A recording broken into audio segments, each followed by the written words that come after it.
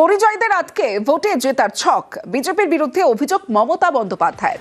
বাংলা বললেই ভিন রাজ্যে আটক পরিযায়ী, ট্রেনের টিকিট দেওয়া হচ্ছে না বলে অভিযোগ, বাস আটকানো হচ্ছে বলেও অভিযোগ করেছেন মমতা বন্দ্যোপাধ্যায়।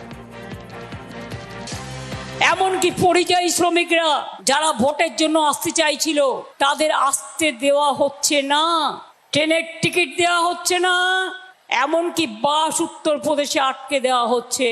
আমার কাছে খবর আছে, কিন্তু যেমন করে হোক কোভিডের সময় যেমন আপনারা এসেছিলেন সেইভাবে পরিবারে রমজানে যেমন আসেন, ঈদে যেমন আসেন, দুর্গা পুজোয় যেমন আসেন সেইভাবে চলে আসুন। আপনার অধিকার কাউকে দেবেন না। পাশাপাশি ইডি তলবে বিস্ফোরক মমতা বন্দ্যোপাধ্যায়, ভোটের আগে প্রার্থীদের তলবে চক্রান্তের অভিযোগে সরব তৃণমূল নেত্রী।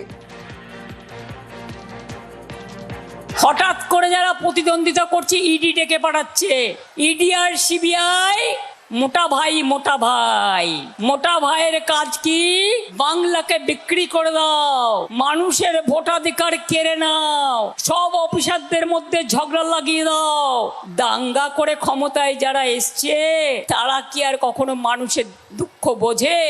ফোন করে করে ভয় দেখায়, কাউকে বলে উচ্চ জায়গায় নিয়ে যাব, কাউকে বলে না করলে ইডি করব, কাউকে বলে না করলে সিবিআই করব।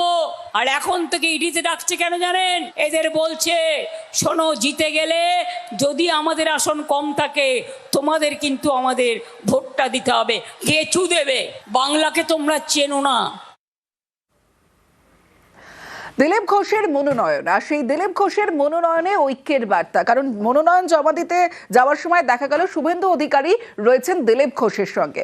মনোনয়ন জমা দিলেন দিলীপ ঘোষের মনোনয়নে শুভেন্দু অধিকারী। নন্দীগ্রামে শুভেন্দুর মনোনয়নেও ছিলেন দিলীপ ঘোষ। দিলীপের মনোনয়নে দিল্লির মুখ্যমন্ত্রী রেখা গুপ্তাও।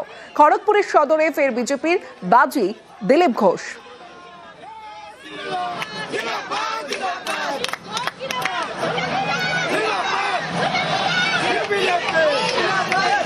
মনোনয়ন জমা দিলেন আজ দিলীপ ঘোষ, এবং দিলীপ ঘোষের ঐক্যের বার্তা। কারণ দিলীপ ঘোষের মনোনয়নে যেমন শুভেন্দু অধিকারী, আমরা দেখেছিলাম শুভেন্দু অধিকারী যেদিন নন্দীগ্রামে মনোনয়ন জমা দিতে গিয়েছিলেন সেদিন শুভেন্দু অধিকারীর সঙ্গেও ছিলেন দিলীপ ঘোষ।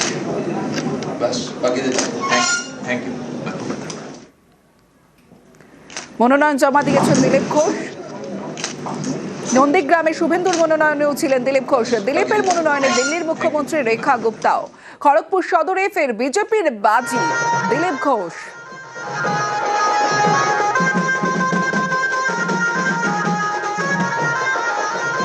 এবারে লড়াই, পরিবর্তনের লড়াই।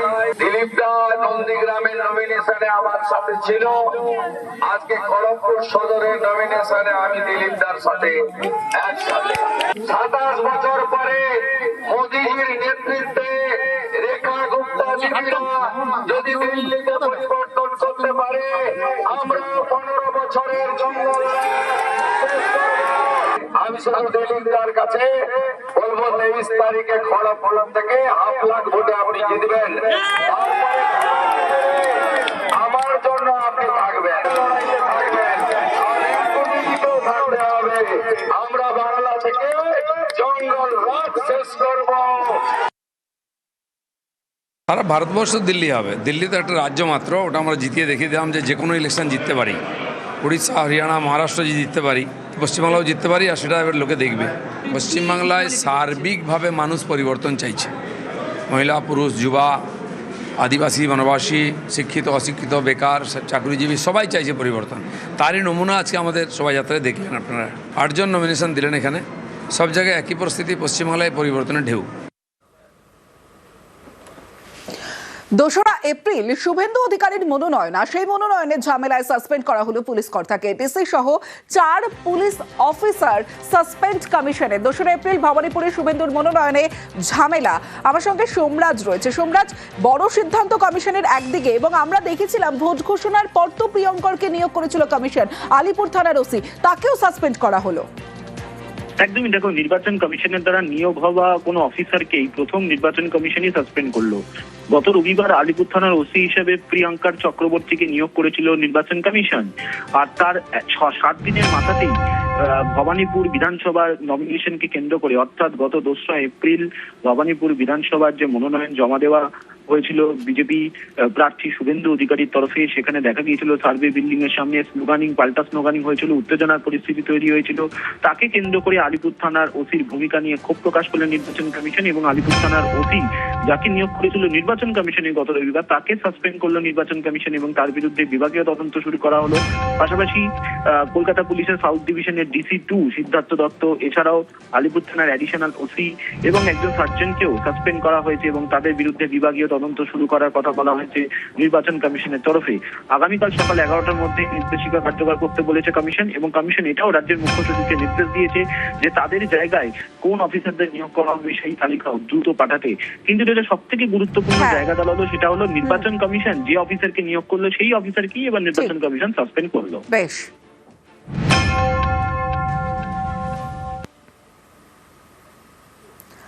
অধীর চৌধুরীর প্রচারে তুমুল উত্তেজনা। বহরমপুরের বটতলায় কংগ্রেস তৃণমূল কর্মীদের হাতাহাতি।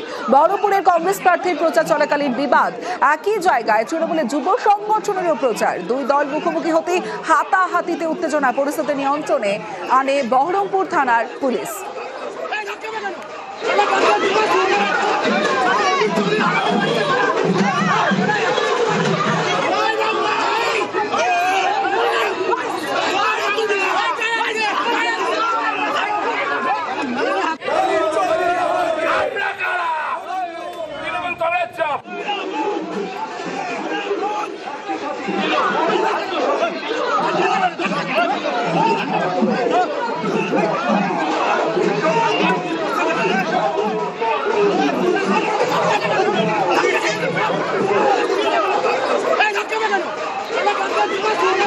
আর মানে তো ওরা আমার কাছে পরাজিত, আর এবার আবারও বলে দিচ্ছি পিছিয়ে যাবো এবার একদম।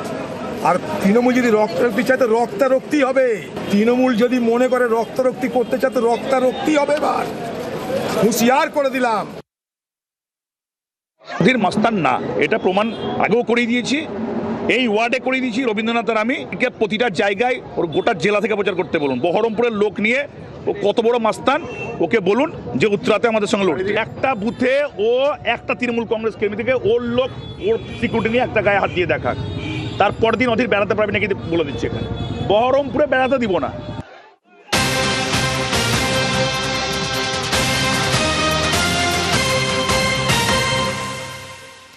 কলকাতায় উদ্ধারে 50 কোটির মাদক। জালে আন্তর্জাতিক মাদক পাচার চক্রের পান্ডার স্ত্রী।